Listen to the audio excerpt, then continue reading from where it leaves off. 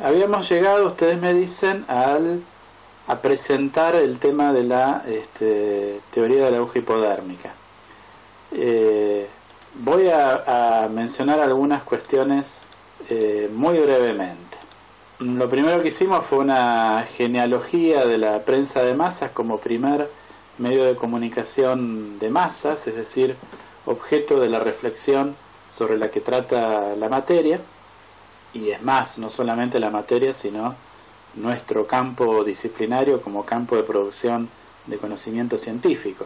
Y a continuación de esa genealogía comentamos acerca de qué manera los intelectuales de la época fueron pensando, reflexionando acerca de esa realidad nueva, esa realidad naciente, en la que se combinaban procesos sociales importantes como los procesos de urbanización, las transformaciones a nivel económico, la segunda revolución industrial, los procesos políticos también, la caída de las monarquías absolutistas, la emergencia de las democracias modernas, como al mismo tiempo que pasaban todas esas cosas muy importantes a nivel social, al mismo tiempo que pasaban todas esas cosas, estaban los medios de comunicación consolidándose, y en el cruce de esas dos cuestiones un grupo de intelectuales empezó a pensar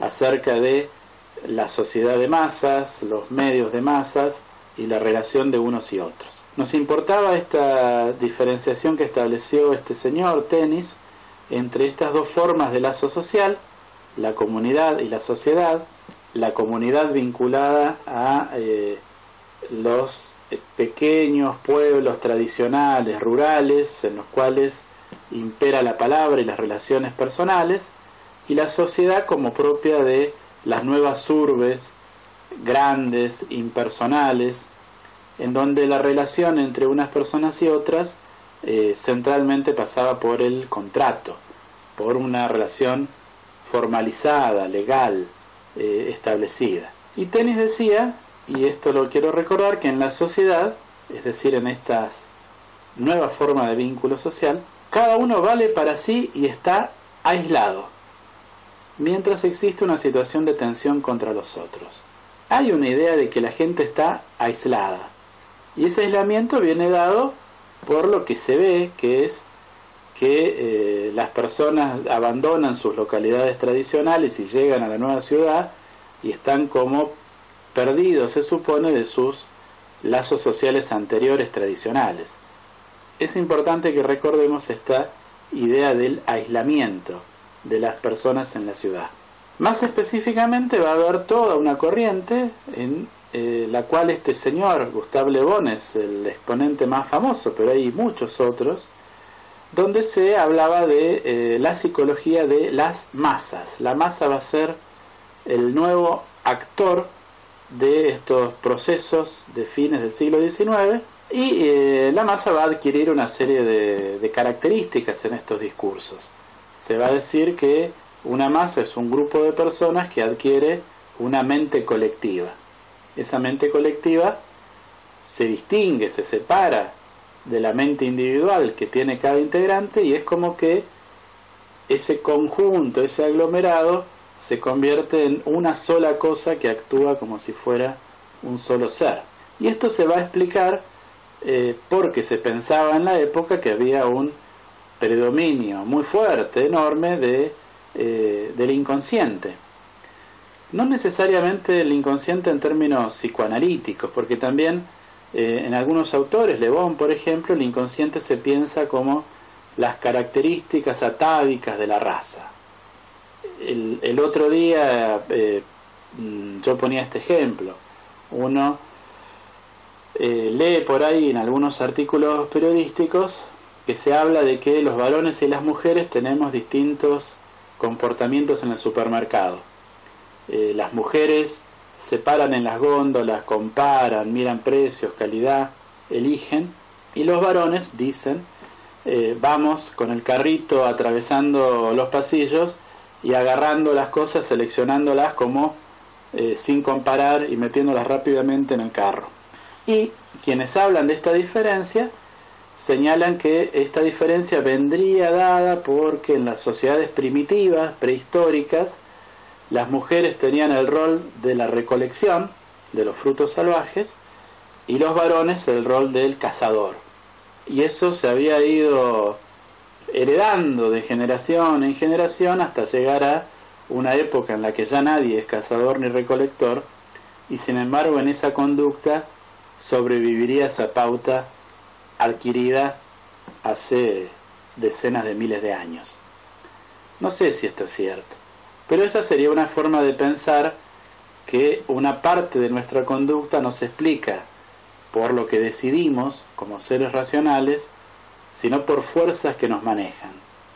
Las fuerzas del inconsciente freudiano, las fuerzas del atavismo desde la prehistoria. O sea, la idea que está presente en esta gente que está pensando las cosas a fines del siglo XIX es que la racionalidad, la decisión, es una capa muy muy superficial, y que abajo de eso, bueno, somos un salvaje. Somos salvajes, somos animales, somos naturaleza, somos pulsión, instinto y racionalidad. Bueno, hablábamos de el caso de la novela de Stevenson, el Dr. Jekyll y Mr. Hyde, como un ejemplo de este espíritu de época, de fines del siglo XIX. Y el mecanismo que se va a introducir para explicar esto es el mecanismo de la sugestión. La sugestión es sinónimo en esta época y en estos escritos de la hipnosis.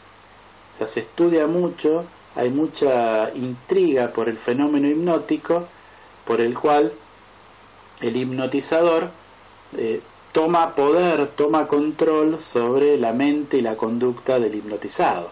Uno de los fundadores o de los iniciadores de la psiquiatría como ciencia moderna era justamente un señor que se llamó Charcot, y en este cuadro bastante famoso está haciendo una exhibición y una conferencia acerca del tema que él investigaba, que era la histeria, y la forma en que la estudiaba era a partir de la hipnosis. Entonces hipnotizaba a mujeres histéricas y les hacía hacer, bueno, las cosas que hacen los hipnotizadores, que ladre como un perro, que coma cosas horribles pensando que son manjares, y lo hacía en una cosa muy de la época también, donde se combinaba el conocimiento, el saber con el espectáculo. Y fíjense quién es su audiencia. Su audiencia son personas como él, porque bueno, también era característico de esta época que se pensara que la posibilidad de sugestionar a alguien tenía que ver con las características del otro. Había personas más sugestionables y personas menos sugestionables. Y las más sugestionables eran más las mujeres que los varones, más los niños que los adultos, más las personas sin instrucción que las personas cultas, más los de pueblos atrasados o primitivos que los de pueblos civilizados. Y por supuesto, esos señores que están sentados allí son el extremo opuesto de la pirámide.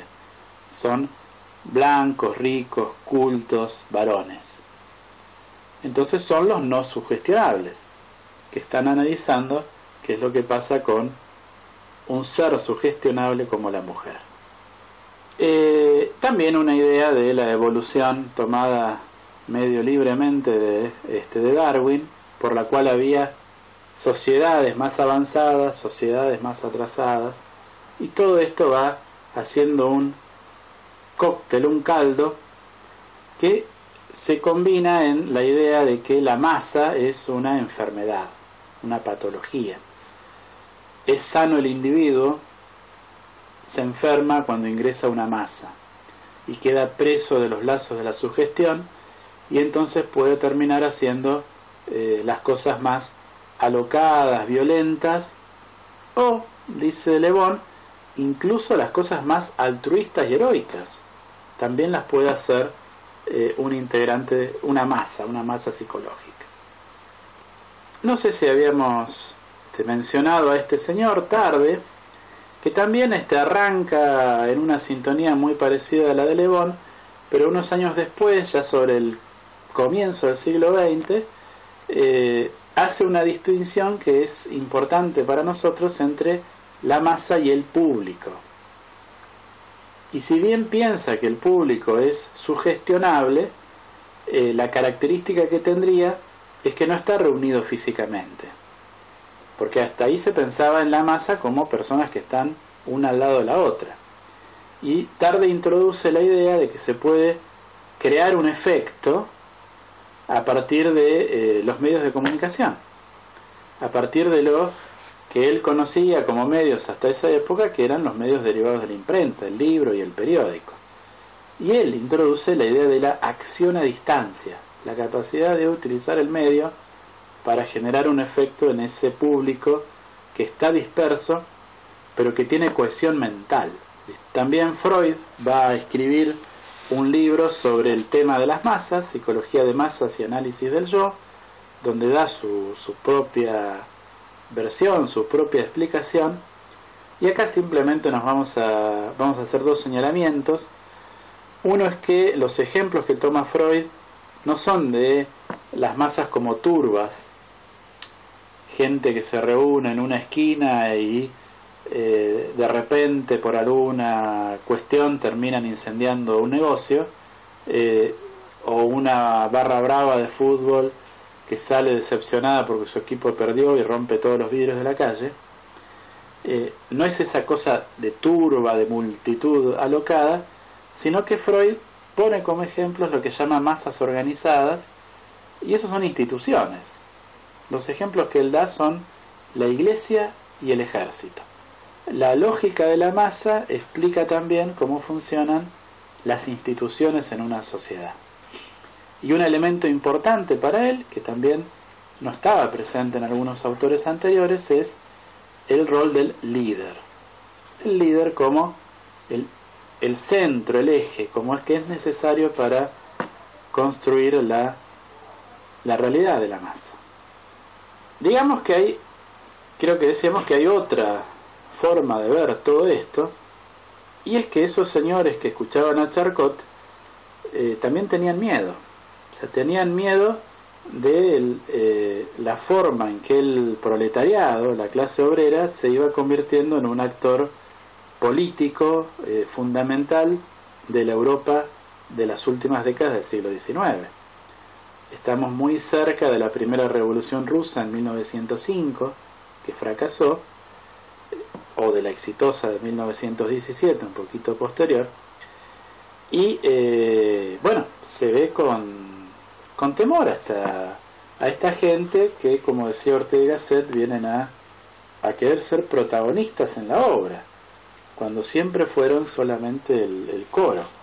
Le Bon lo decía de una forma muy clara, decía: hoy en día los reclamos de las masas se están volviendo cada vez más claramente definidos, y significan nada menos que la determinación de destruir completamente la sociedad tal como ésta existe actualmente, con vista a hacerla retroceder a ese primitivo comunismo que fue la condición normal de todos los grupos humanos antes de los albores de la civilización. O sea, Le Bon lo dice claramente: las masas son esos obreros que se están juntando y que quieren construir el comunismo, que para él es volver atrás a los albores de la civilización, y que quieren destruir todo lo que existe. Por eso el discurso sobre las masas no va a ser un discurso presente en la clase obrera. Los partidos obreros no van a hablar de masa en este sentido, se van a hablar de clase. Y en algún momento un autor como Walter Benjamin va a señalar claramente la diferencia, va a decir: la masa es propia del aislamiento, como decía Tennis, que es una característica de la pequeña burguesía. La clase obrera no está aislada porque impera en ella la solidaridad, dice Benjamin algunos años después. Por esta época, bueno, llegamos a la Primera Guerra Mundial, que es importante para el desarrollo de nuestro tema, porque entre otras razones es una guerra también psicológica, una guerra comunicacional, podríamos decir. Miren, por ejemplo, estos afiches de la época. El que tenemos arriba a la izquierda es un afiche alemán, No sé, ahí tenemos a los aliados, alemán y austríaco, haciendo huir a los representantes caricaturescos de todos los países enemigos. O sea, es un afiche bastante simple, digamos. Justamente la propaganda alemana se caracterizó por ser muy poco sofisticada respecto a la propaganda británica, que apeló mucho más a las emociones. Bueno, el de la derecha es un cartel norteamericano. Estados Unidos ingresa tardíamente a la Primera Guerra Mundial, en 1917. Destruye hasta esta locura bruta. O sea, el King Kong, ese gorila tiene un casco típico de los oficiales alemanes. Bueno, enlistes en el ejército. Ese afiche está dirigido a los potenciales soldados del ejército de Estados Unidos.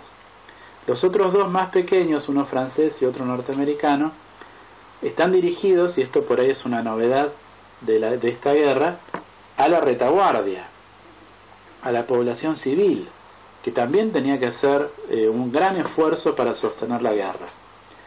El cartel francés dice: cada pieza de oro aportado a la banca avanza, es el avance de 1 hora hacia la victoria final. Es decir, ahorre, en vez de gastarse la plata, désela al Estado para que esté más cerca de la victoria. Y el otro es todavía más directo. Dice: hola, esta es la libertad hablando. Billones de dólares son necesarios y los necesitamos ahora. Venga, ponga plata, compre bonos de guerra, haga su esfuerzo, aporte, apoye. Recordemos durante la Guerra de Malvinas ese especial de 24 horas que se hizo en la televisión, donde la gente donaba joyas y enviaba dinero. Bueno, y la Guerra de Malvinas fue una guerra muy breve. O sea, no es comparable a esta guerra que fue muy larga y donde cada país involucrado tuvo que sostener ese esfuerzo durante mucho tiempo, años. Además, la Primera Guerra Mundial fue una guerra de trincheras, y entonces también eso hizo que fuera muy común que se tiraran volantes sobre la trinchera enemiga para tratar de bajarles la moral, diciendo, bueno, cosas ciertas o groseras mentiras. Lo que va a quedar de toda este desarrollo, y que va a estar tal vez más fortalecido o que va a aparentar estar refrendado en las décadas posteriores con el ascenso de los regímenes totalitarios de Alemania e Italia en Europa, va a ir fortaleciéndose la idea de que el poder de los medios de comunicación es un poder enorme, y que no solo tienen el poder de informar o crear una opinión, sino que tienen un poder más fuerte. Ese poder es el poder de la manipulación. ¿Cómo se entiende la manipulación? Bueno, la manipulación se entiende en un sentido fuerte. La manipulación es la capacidad que supuestamente tendrían los medios de comunicación de hacer que el receptor del mensaje haga algo, desarrolle una conducta, especialmente si esa conducta se opone a los intereses propios del receptor.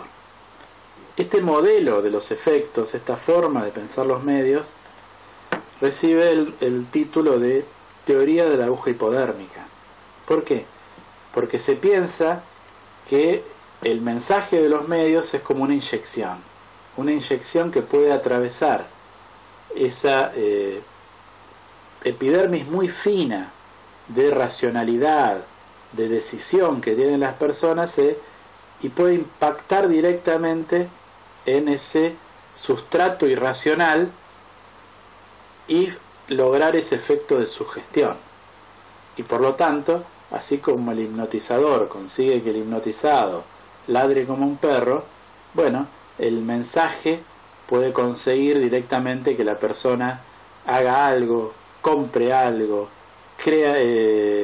desarrolle determinada conducta, vaya a la guerra, muera por la patria, o la conducta que está buscando la nueva figura, que es la figura del propagandista.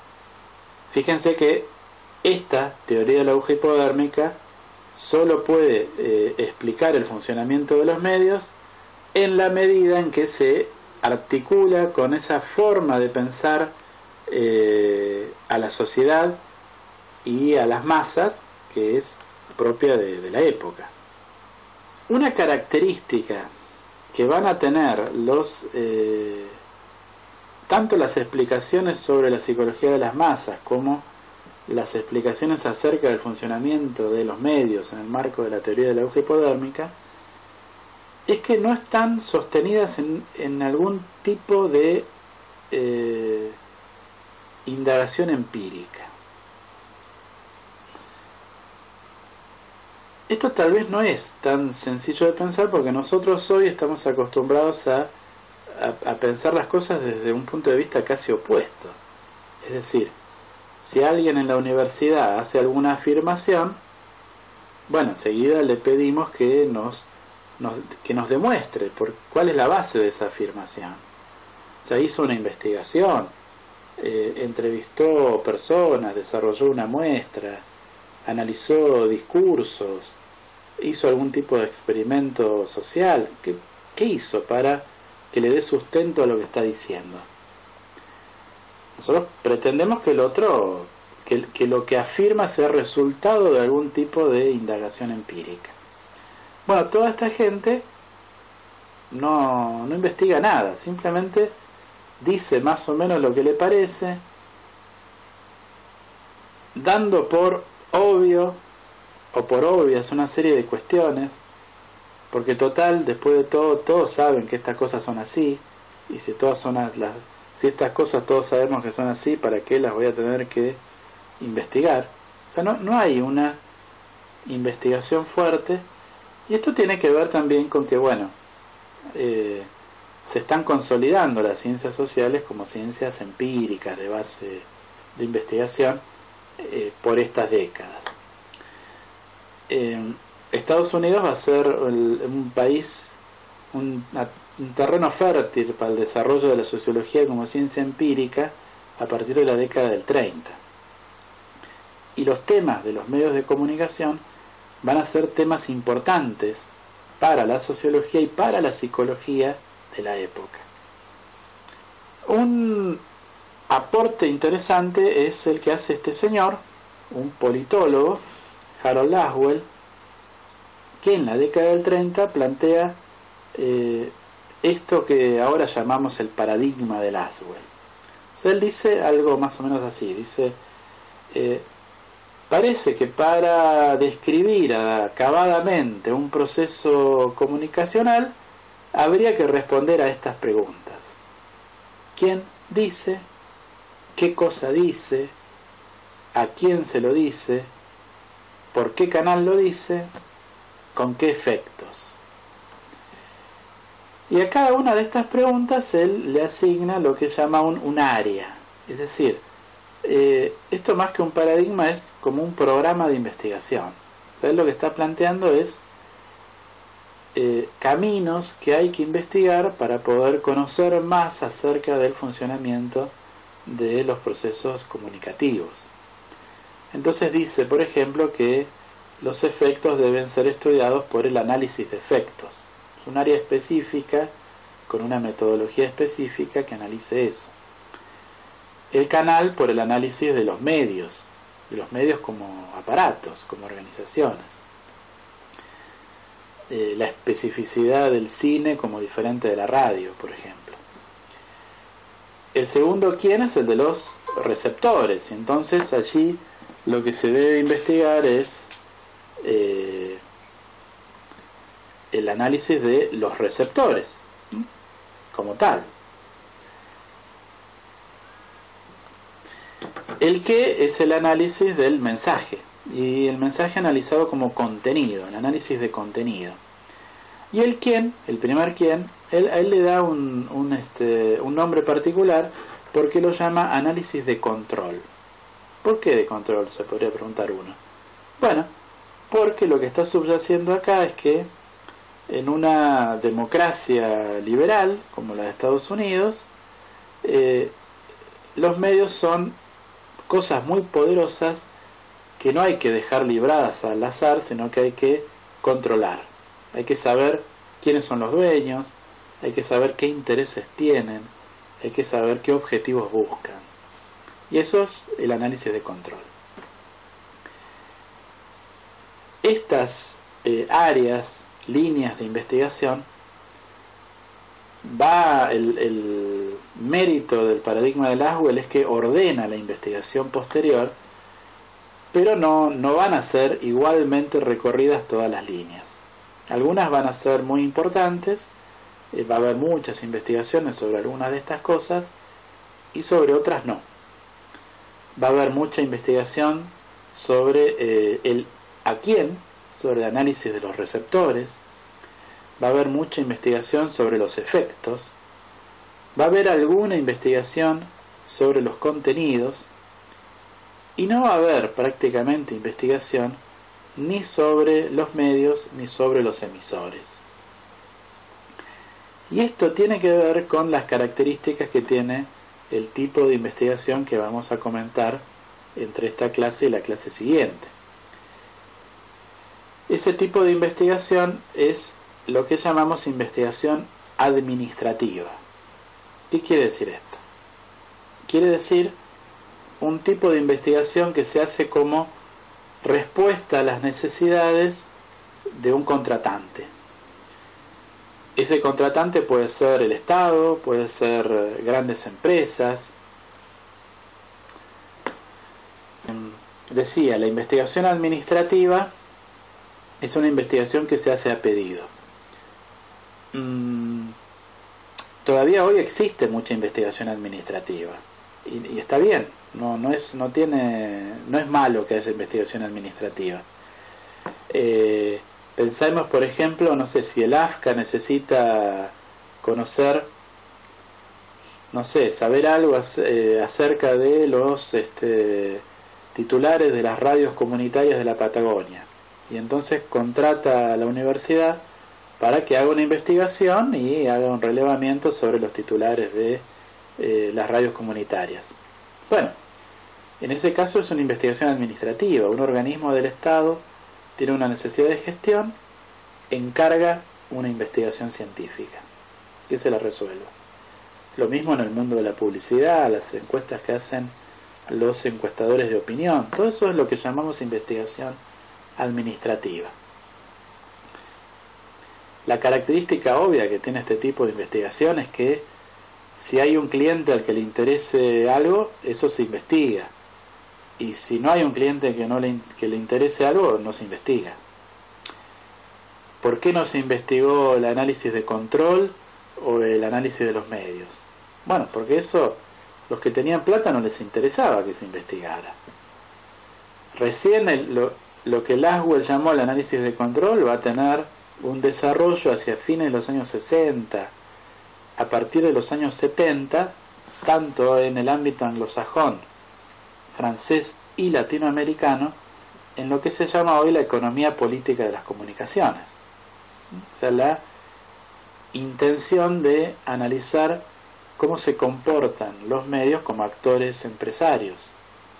Y eso como insumo importante para el diseño y la ejecución de políticas públicas.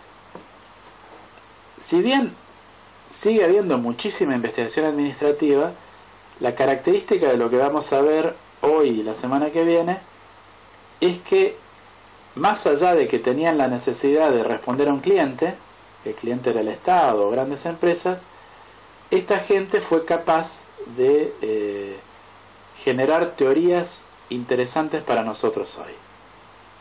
Esta investigación, esta puesta a prueba de los presupuestos de la teoría de la aguja hipodérmica, porque van a llegar, los investigadores van a llegar con la idea de que los medios son omnipotentes y se van a ir dando cuenta de que esto no es tan simple, investigando el contenido, pero más nos vamos a centrar en la investigación de los efectos, que fue el gran tema de estas décadas. se dio en dos vertientes, de acuerdo a dos matrices disciplinarias diferentes. Por un lado, la psicología conductista, que se venía desarrollando desde la década del 20 y que en la década del 40 va a tomar como objeto en algunos investigadores los efectos de los medios de comunicación, y por otro lado la sociología de corte funcionalista. Hoy nos vamos a concentrar en los estudios psicológico-experimentales, que así lo llama un profesor italiano que se llamaba Mauro Wolf, y él quería hacer hincapié con este rótulo en que la matriz disciplinaria es la psicología, son psicólogos, pero son psicólogos que hacen experimentos. La estrategia metodológica es la experimentación y el tema es la persuasión. Este señor, Hovland, es el principal investigador de esta corriente. Un psicólogo no psicoanalista, o sea, no es un freudiano, sino es un psicólogo conductista. El conductismo tiene una etapa previa que es la reflexología, que es esta corriente que desarrolló el investigador ruso Pavlov. El caso es muy conocido, o sea, Pavlov estudió lo que llamaba los reflejos condicionados, o el condicionamiento de los reflejos. Tenía un perro, al que le daba comida, y al mismo tiempo hacía sonar una campanita. El perro, como nosotros mismos, como todos por lo menos los mamíferos, en la presencia de la comida, en la expectativa de que iba a comer, empezaba a salivar. Pavlov le ponía una manguerita para medir una especie de salivómetro, por decirlo de alguna forma. Medía si el perro salivaba y cuándo. Bueno, después de repetir varias veces ese proceso, darle comida haciendo sonar la campanita, hacía sonar la campanita sin darle comida, y el perro salivaba igual. Y con esto Pavlov demostraba que la acción refleja de la salivación se podía condicionar. Esta idea, fue muy prometedora para mucha gente que pensó que era una buena manera de inducir el aprendizaje, es decir, de enseñarle a los niños y a los adultos qué cosas tenían que hacer y qué cosas tenían que evitar a partir de asociar esas cosas a premios y castigos. El conductismo ha tenido una larguísima influencia en la educación, aunque hoy es absolutamente discutido, fuera de moda, combatido, estigmatizado. Hovland era un psicólogo conductista. Ya de movida, el enfoque va a ser un poquito más complicado que el de la teoría de la aguja hipodérmica. En otro trabajo, Laswell hace esta comparación. Dice, para la teoría de la aguja hipodérmica, la respuesta es función del estímulo. Ante un estímulo hay una respuesta. Pongo un aviso de compre jabón y la persona que lo ve va y tiene la respuesta, compra jabón. Una asociación directa. En cambio, el modelo que se va a empezar a investigar ya va a ser un poquito más complicado y se va a considerar que la respuesta es función del entorno y de las predisposiciones de la audiencia. Va a haber audiencias más predispuestas a hacer algunas cosas, a hacer otras. Va a haber un entorno que va a favorecer o va a dificultar que haya una respuesta. Se empieza a ver algunos elementos más en juego, más allá de esta cosa simplista que pensaba la teoría de la aguja hipodérmica. Dice Rafael Roda Fernández, un profesor español que ha escrito sobre estas cosas, la comunicación se describe como parte del entorno y las predisposiciones incluyen los intereses, sentimientos y creencias de la audiencia. El objeto de una ciencia de la comunicación es el estudio de la influencia, entendida como proceso mediante el cual el propagandista actúa sobre las actitudes de las masas. El nombre de teoría de la aguja hipodérmica no es un nombre que se haya utilizado en esa época, le estoy respondiendo a David. Es un nombre peyorativo, o sea, nadie usaría ese nombre para designar su propia teoría. Es una especie de caricatura, aunque se ha impuesto mucho. Y la idea es que los medios funcionan como una inyección, como una aguja hipodérmica.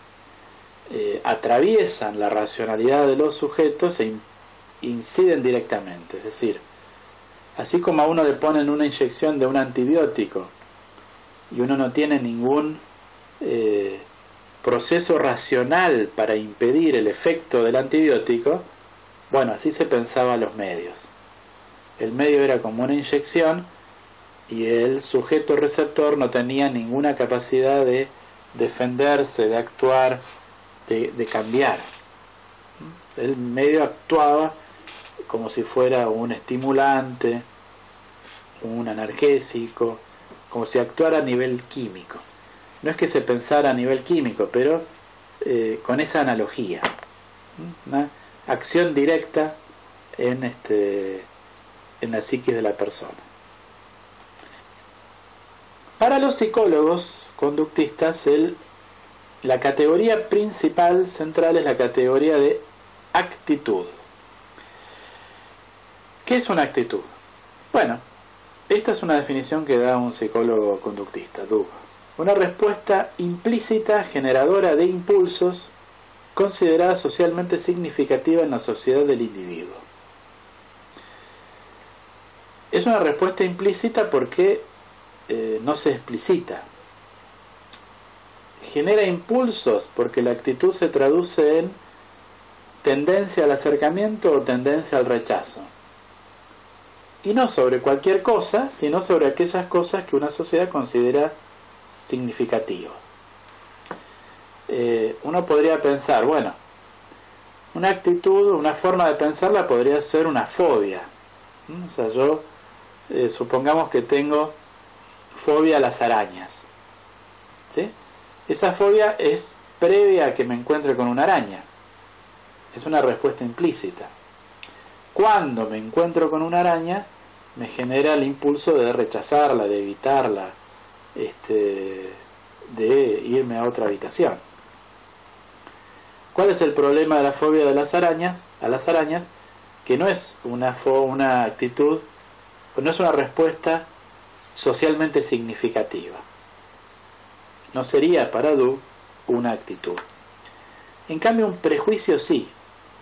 Si yo tengo la idea, por ejemplo, de que, no sé, porque mi mamá me lo dijo, que cuando era chico, que las gitanas roban a los chicos y estafan a la gente, entonces tengo un prejuicio negativo sobre las gitanas, y voy caminando por la calle y veo un grupo de gitanas que se acercan en sentido contrario al mío, capaz que lo que hago es cruzar de vereda para no cruzármelas.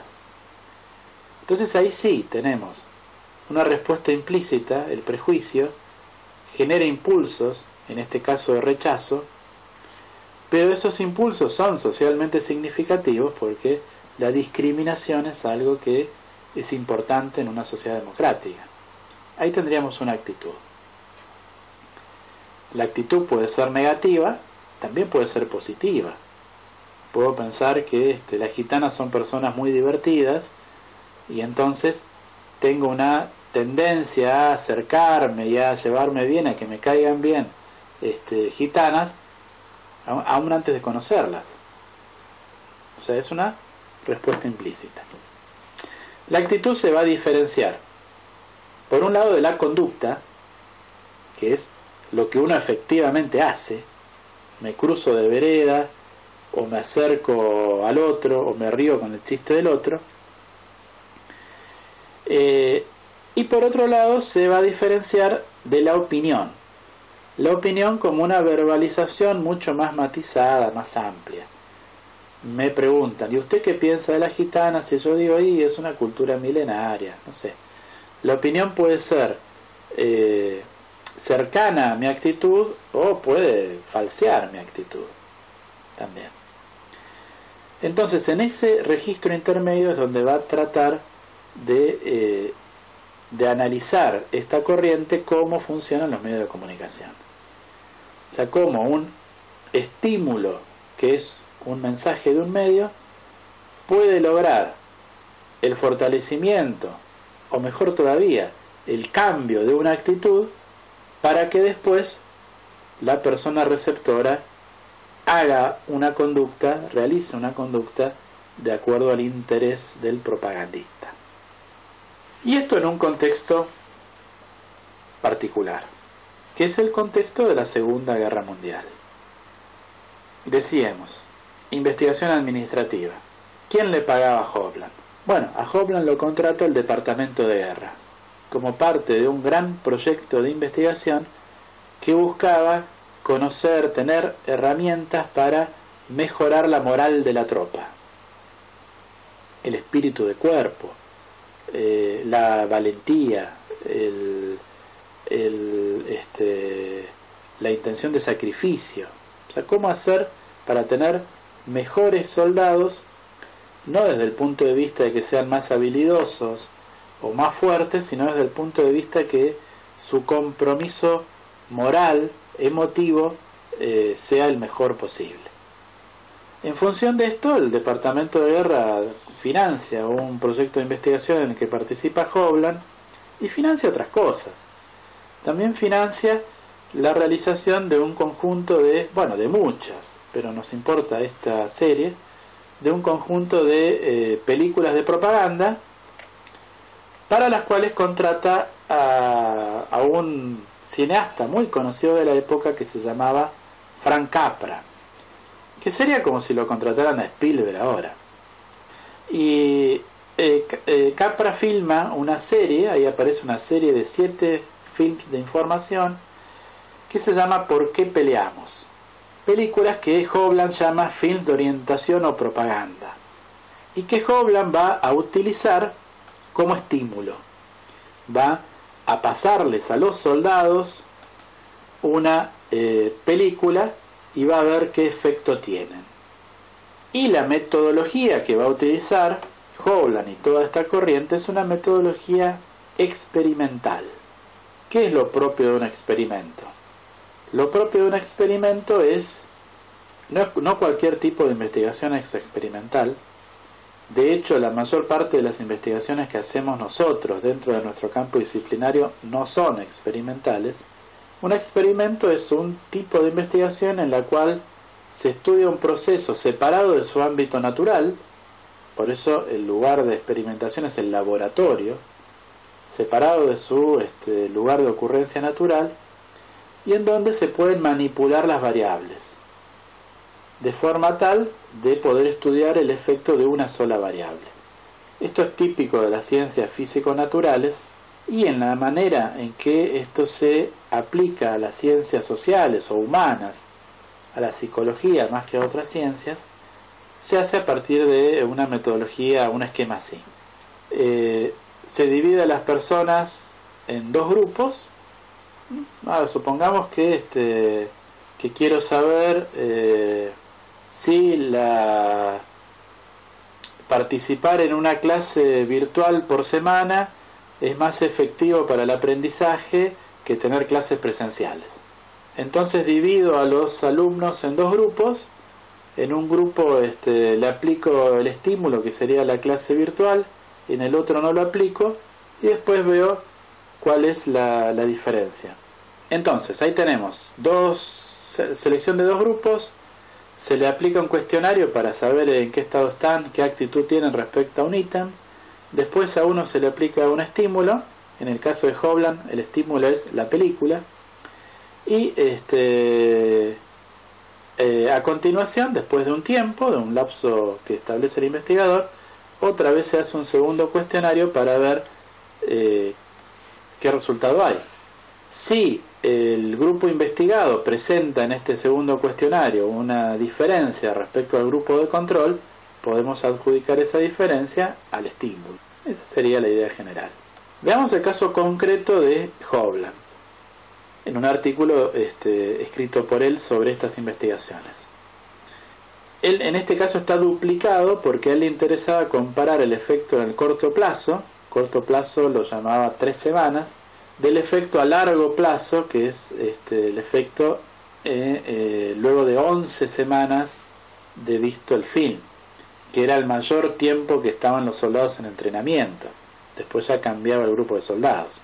Entonces fíjense, separa 3 compañías de soldados a las que les hace el cuestionario, les pasa el film, y a las 3 semanas les hace un cuestionario después, y eso lo compara con otras 3 compañías a las que les hace el mismo cuestionario, no les pasa el film, y después les hace el segundo cuestionario, y lo mismo del largo plazo.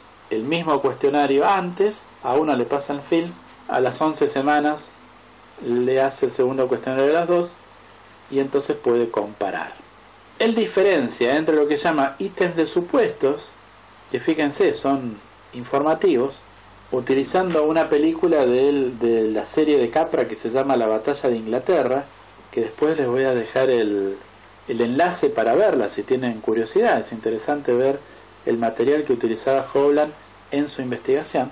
Y es una película, ese capítulo de la serie está orientado a mostrar cómo los ingleses habían desarrollado un esfuerzo heroico en la primera etapa de la Segunda Guerra Mundial, porque parece que la mayoría de los norteamericanos pensaban que los ingleses habían hecho la plancha y esperaban que los yanquis fueran a salvarlos. Entonces ese es el tema del capítulo y de las preguntas. Por ejemplo, la Fuerza Aérea Británica, la RAF, no fue destruida en tierra porque mantenía los aviones en los bordes de los campos. Eso es algo que sabían el 23% de los del grupo de control y el 80% de los que habían visto la película. O sea, eso lo que quiere decir es que la película sirvió como a un fin informativo, como si yo viera un documental sobre no sé, qué sé yo, el cambio climático, y entonces aprendo cosas que no sabía. Si no lo hubiera visto la película no la sabría. Ustedes pueden decir, bueno, pero esto no tiene nada que ver con una actitud, con una conducta, con la manipulación. Y no, ese es un problema de Hovland. Hay otro tipo de elementos que se llama preguntas de opinión. Ya son un poquitito más subjetivas, si se quiere, no tan informativas. La Fuerza Aérea infligió a los nazis su primera derrota real. Nuevamente nota que en este tipo de ítems hay un efecto importante de los que ven la película. O sea, hay un incremento de sostener estas posiciones por parte de los que vieron la película. Aún más este tipo de elementos que no estarían explicitados en la película, pero que serían los puntos que al propagandista le importan. Los británicos hacen todo lo que pueden para ayudar en la guerra.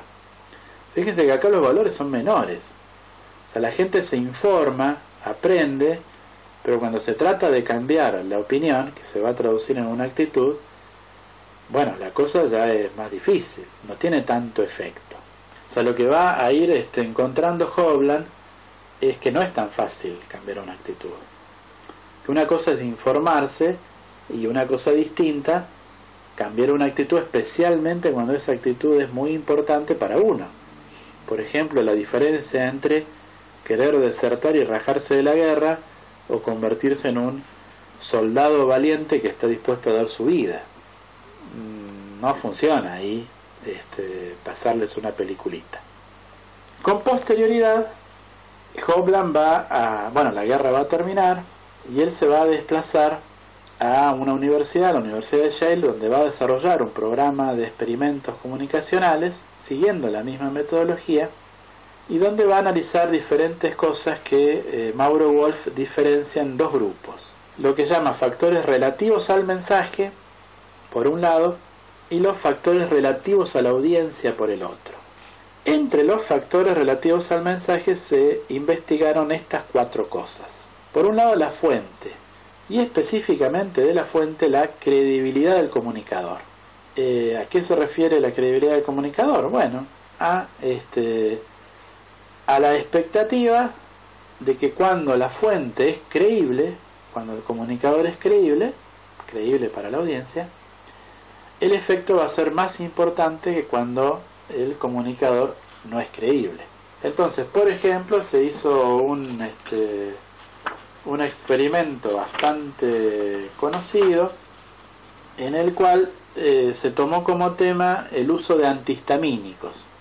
Un tema, ustedes podrían decir, muy pavo, y sí, es cierto. Lo que pasa es que Hovland pensaba que era mejor utilizar temas donde no hubiera un compromiso personal muy fuerte, porque si el compromiso personal era muy fuerte, por ejemplo, no sé, tomar como tema la despenalización del aborto, la legalización de la marihuana o cosas por el estilo, si era un tema de un compromiso personal muy fuerte, la gente ya tenía una posición tomada, y entonces iba a ser muy difícil registrar el efecto del mensaje.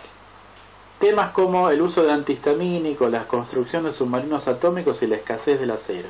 Y las fuentes atribuidas fueron revistas científicas, personalidades académicas y boletines gubernamentales, considerados fuentes creíbles, revistas sensacionalistas, como si dijéramos pronto, Pravda, que era el diario oficial del Partido Comunista de la Unión Soviética, y un periódico ultraconservador, también considerado como fuentes poco creíbles. Entonces el mismo mensaje, pero asignado a fuentes diferentes, tenía un efecto diferente.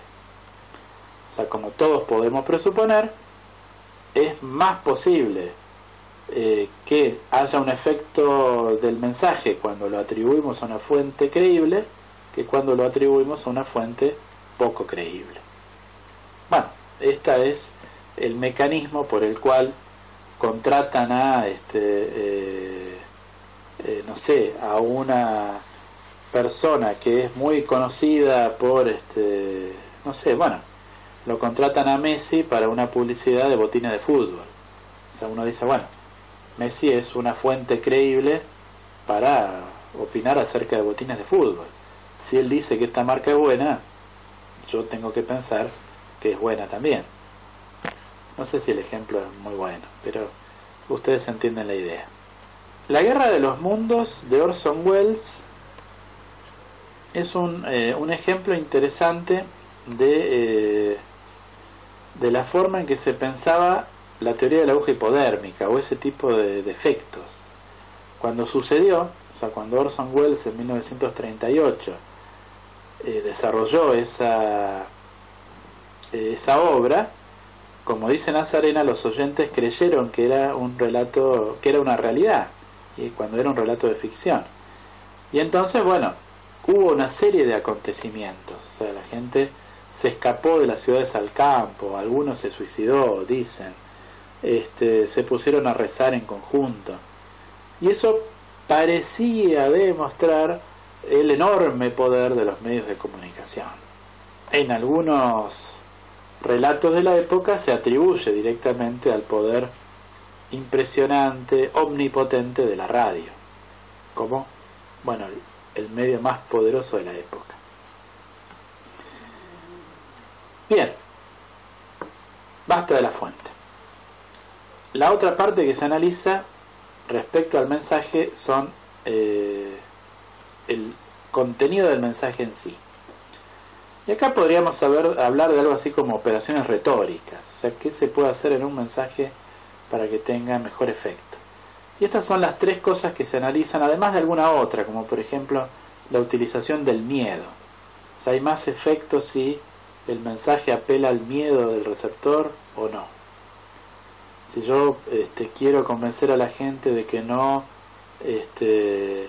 sobrepase el límite de velocidad, es un buen mensaje, una buena forma mostrar accidentes con cadáveres sanguinolientos porque la gente chocó a partir de que iba muy rápido.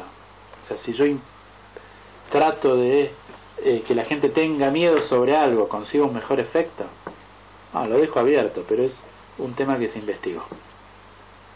Y otros tres temas más relacionados con operaciones retóricas son estos que están en el slide: la explicitación de las conclusiones, la exhaustividad de las argumentaciones y el orden de las argumentaciones.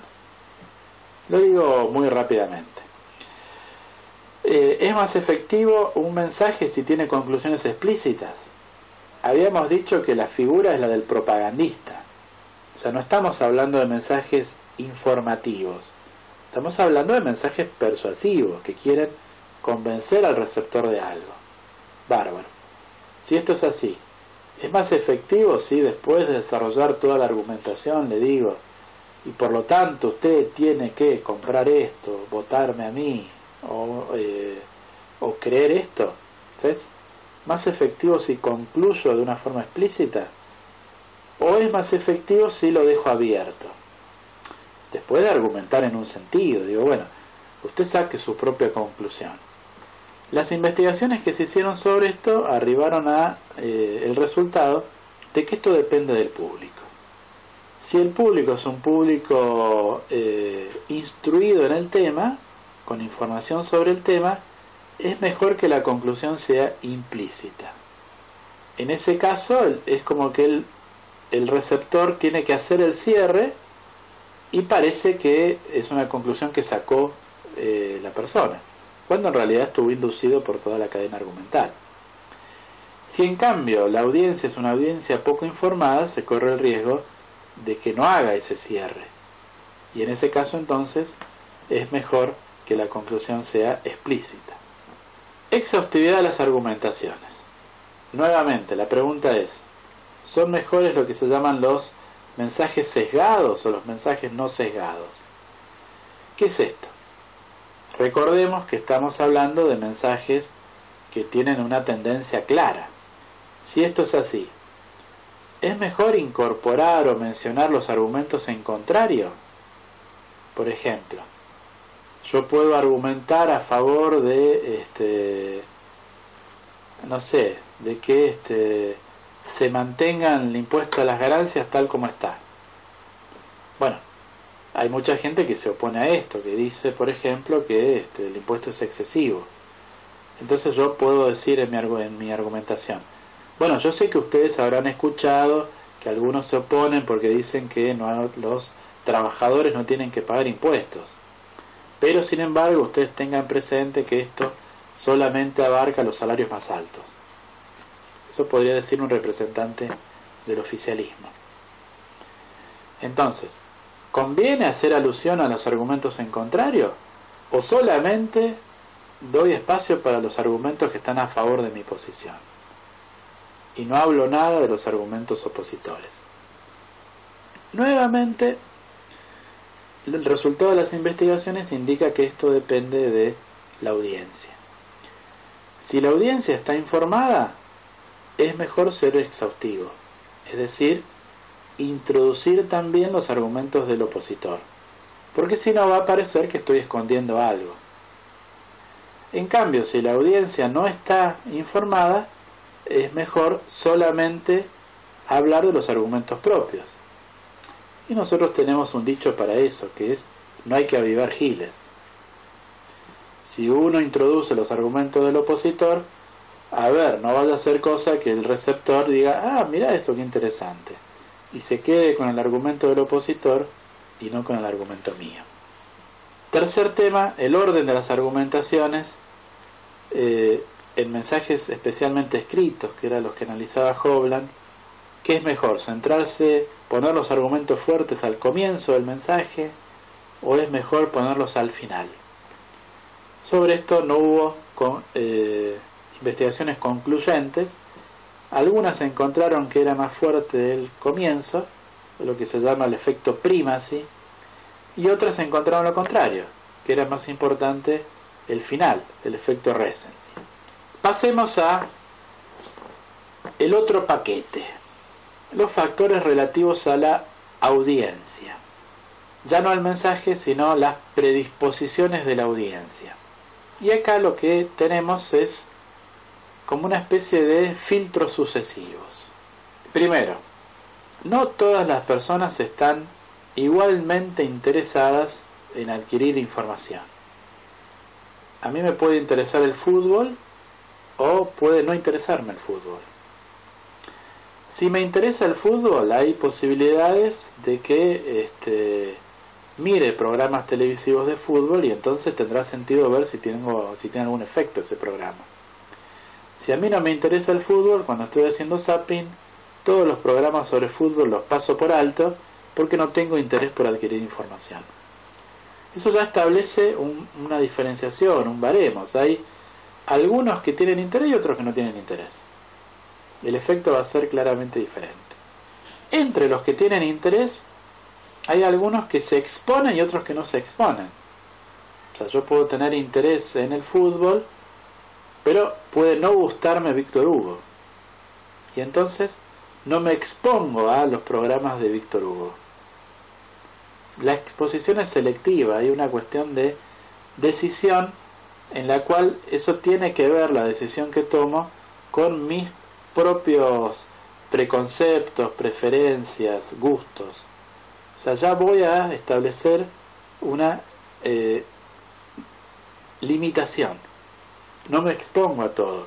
Por supuesto, si no me expongo a los programas de Víctor Hugo, es irracional que me pregunte qué efecto tienen esos mensajes en mí. No van a tener ningún efecto, simplemente porque no me expuse. Tercer filtro. Tengo interés, me expongo a un mensaje. Sin embargo, no percibo todo. Lo que percibe una persona es diferente a lo que percibe otra. Y eso también obedece a un proceso de selectividad. O sea, algunas cosas que son las que encajan más con mis mecanismos previos son percibidas y otras pasan desapercibidas. Finalmente, para ponerle como una frutilla, como una cereza al postre, lo que recuerdo también es selectivo. Si tengo el mismo interés que otro, me expongo al mismo mensaje, percibo lo mismo que otro, aún así en el tiempo el recuerdo del otro es distinto al recuerdo que tengo yo. Fíjense, si vamos combinando todas estas cuestiones, vamos a encontrar con que el efecto ya no es tan simple. Ya no es que la cosa se va a dar automáticamente a partir de un estímulo mensaje, sino que empiezan a aparecer muchas más cuestiones para jugar. Les voy a pasar estos enlaces. El de abajo se los mencioné, es la película La Batalla de Inglaterra, que dura más o menos 1 hora,